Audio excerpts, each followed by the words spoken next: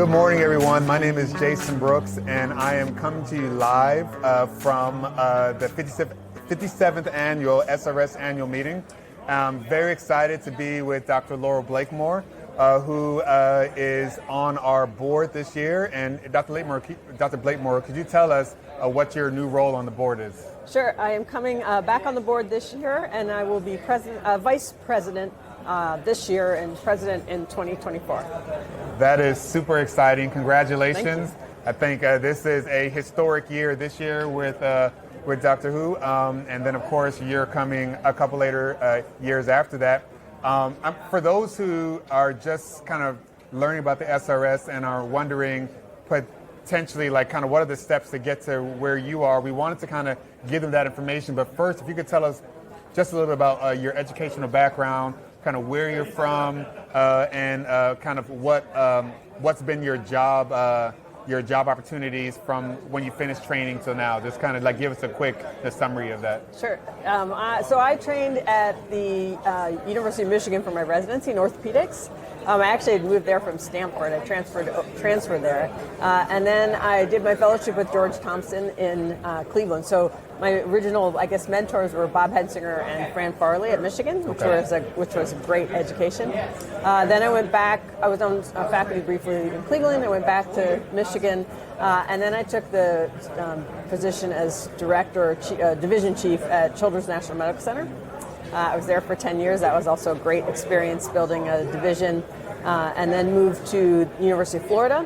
I was the Shriners Endowed Professor at the University of Florida, started a novel relationship with the Shriners in Tampa, so that was a wonderful experience. And then I've just recently moved back to DC, and I'm practicing at Children's National and at a private healthcare system there, and I'm CEO of the multi-specialty peds group. So that's a cool experience. So we have 350 employees in all different pediatric specialties. That's really good. So from a leadership standpoint, you're used to leading groups. When it comes to within the SRS, did you start out as a big-time leader in the SRS? And if not, kind of what are the things you really started out early on to show, like I guess, how you could contribute to the society as a whole?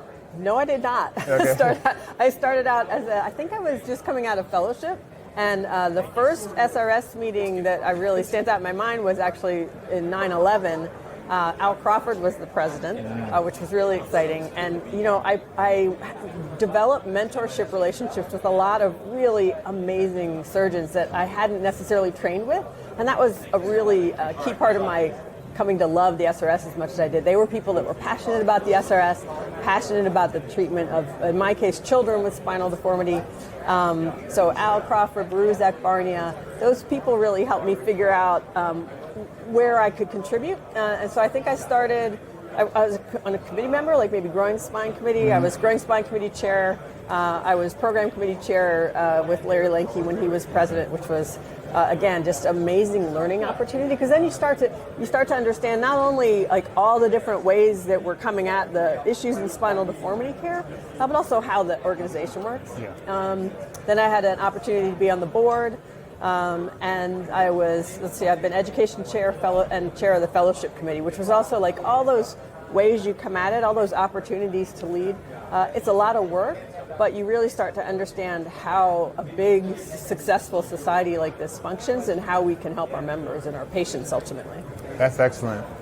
So, you know, you're starting this, you're in the presidential line, which is really exciting. Is there any particular aspect of this new role that you're most excited for this upcoming year? I think the most exciting part is that it's such a fabulous group of leaders right now, and there's opportunities for real growth in terms of diversity. There's some amazing people in your generation that are coming up that are going to be bigger and bigger, I think, parts of the SRS in terms of their roles and contributions. So that's super exciting. And it's an opportunity for me to learn from leaders like Serena Hu and Marnus, and to work with the groups that are currently leading SRS. So I think it's a super bright future, and I think that we're really doing a much better job both in research and diversity and identifying areas where we can improve what we do. So I'm super excited. Excellent. Well, congratulations, Dr. Blakemore. I'm not just excited, but I know many across the world are excited for your new role on the board, and we're really excited to see kind of what happens in the future. Oh, thank you. All right.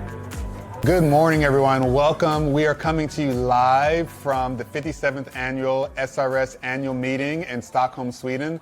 My name is Jaysson Brooks. I'm the podcast committee chair, and I am super happy to be here with Dr. Lindsay Andras, who is our incoming director at large for the SRS board. So thank you for being here. Thank you for having me.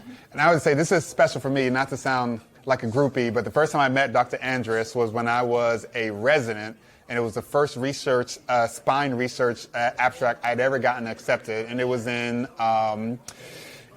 Warsaw, Poland at ICOS. And at that time, you already had like 5 podiums at that meeting. And so it was kind of like my first time meeting her and seeing how involved she was from a spine research standpoint. And so to now see you coming on to the SRS board is really special, just to kind of see the progression of your career. So, first, it's been great to see the progression of your career as well. Well, thank you. Thank you. I guess my first question for you, Dr. Andras, is tell us a little more about yourself, kind of where you were born, kind of what your schooling was, and how you kind of got into the field of spine deformity.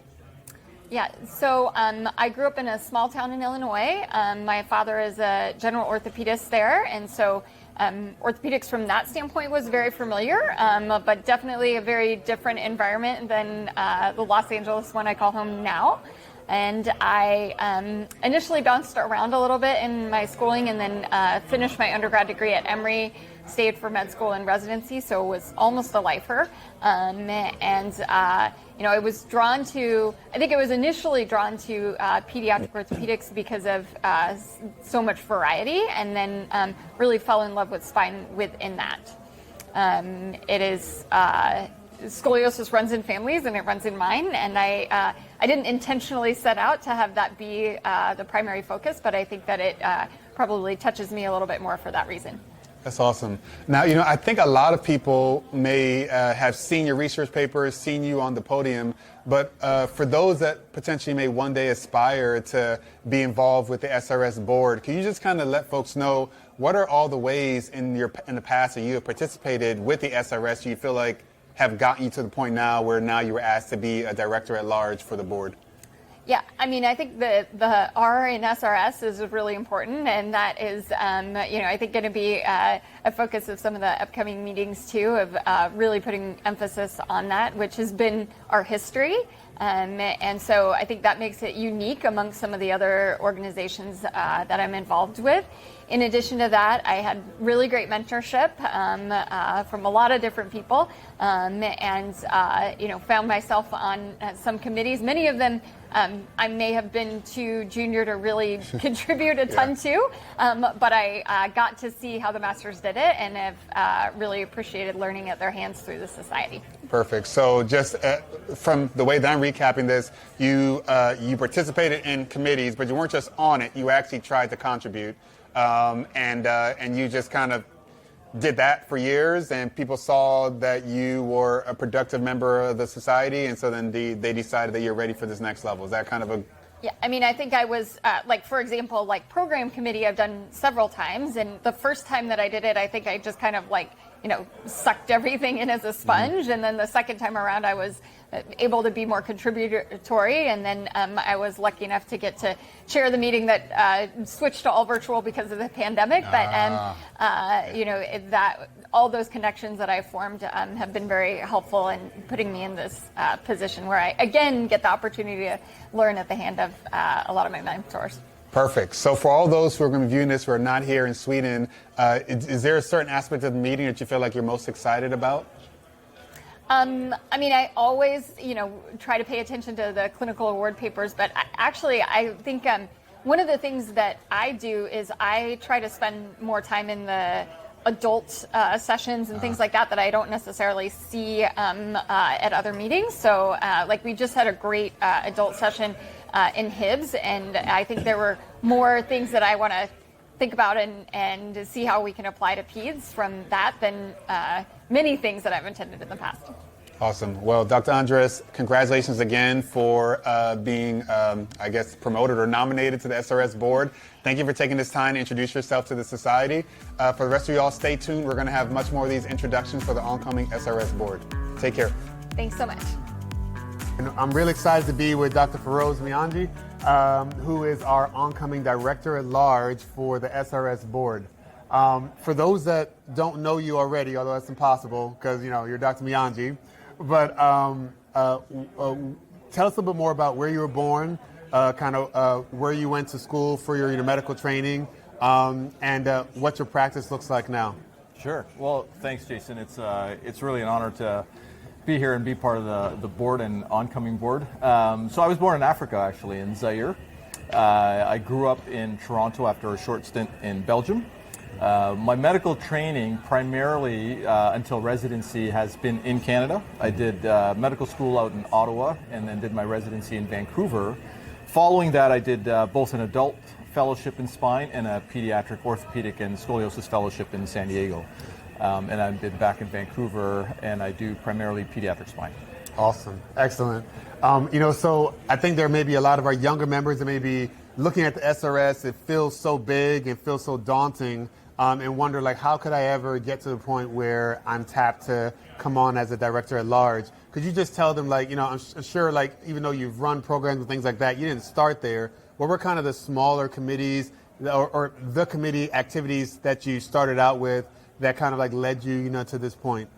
Oh, it's a great question. I mean, the beauty of the SRS is there's great opportunity to get involved. When I fundamentally started, I saw it as our research society. So I think, putting in abstracts, trying to get accepted onto the podium, doing good research is a good stepping way.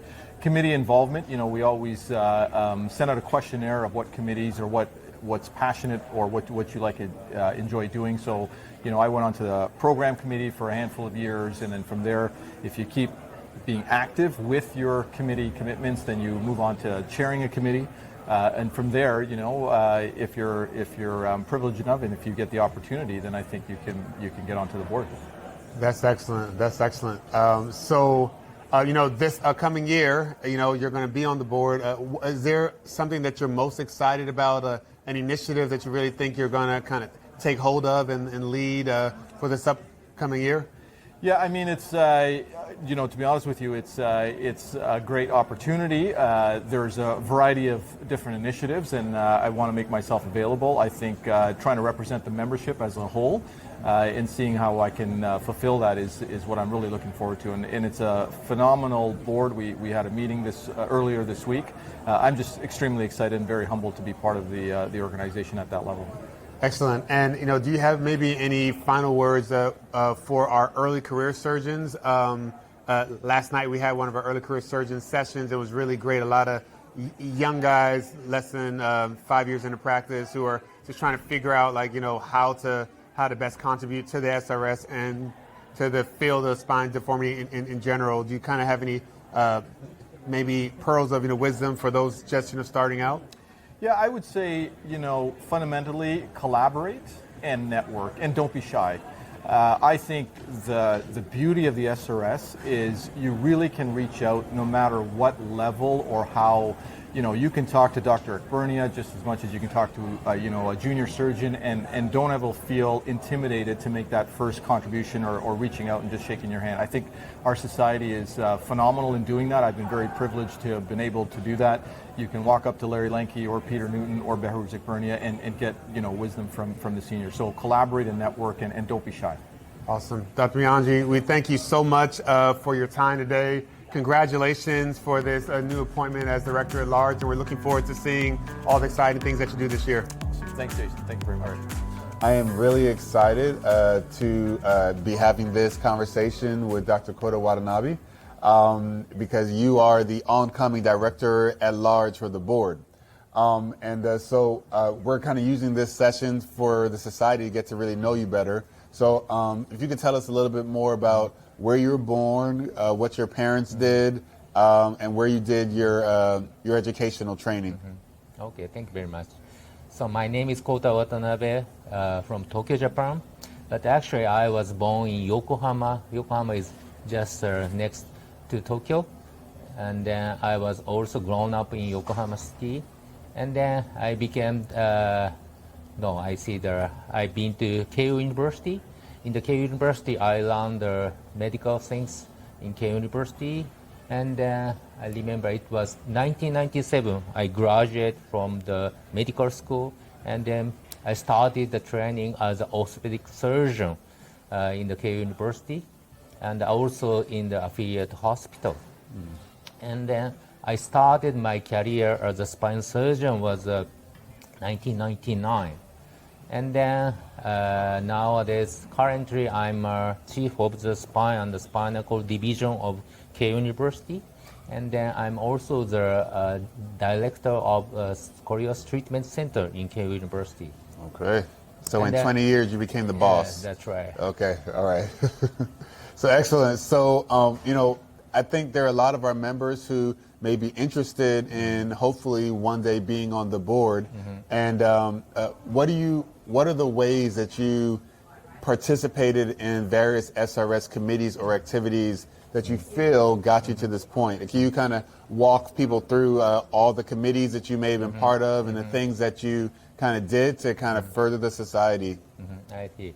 So actually, I used to belong several committees in SRS, but the latest one was, I have hosted the CCSD Tokyo in 2019. At that time, I was co-chair of the course.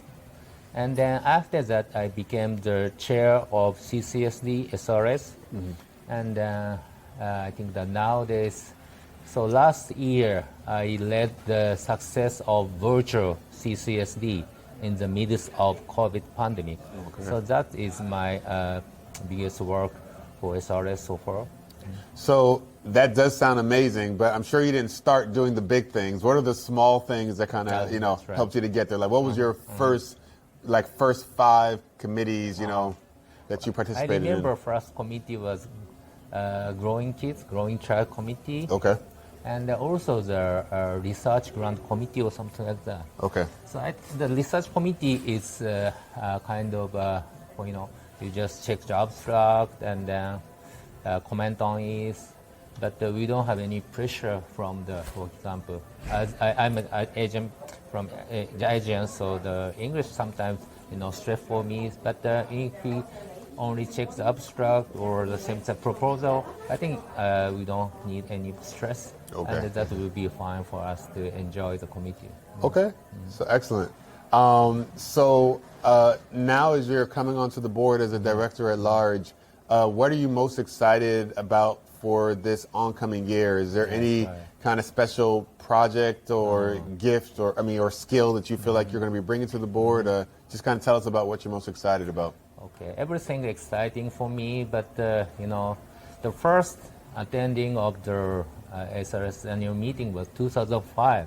At that time, the SRS was held in Miami Beach. Soon after hurricane hit the city. Oh, okay. So it was so impressive for me, and since then I attend the annual meeting every year except for the last 2 years. But anyway, I learned a lot from SRS, and my experience as a career, I created a career with SRS. I feel sometimes like SRS lays me, so I think it's my turn to give back to SRS. Awesome. So, okay, and so I'd like to spread the knowledge and concept of the spinal deformity of SRS to the world, especially to Asian country. That because I'm from Asian country, so I think by doing so, I can grow the future SRS young doctors. I can grow.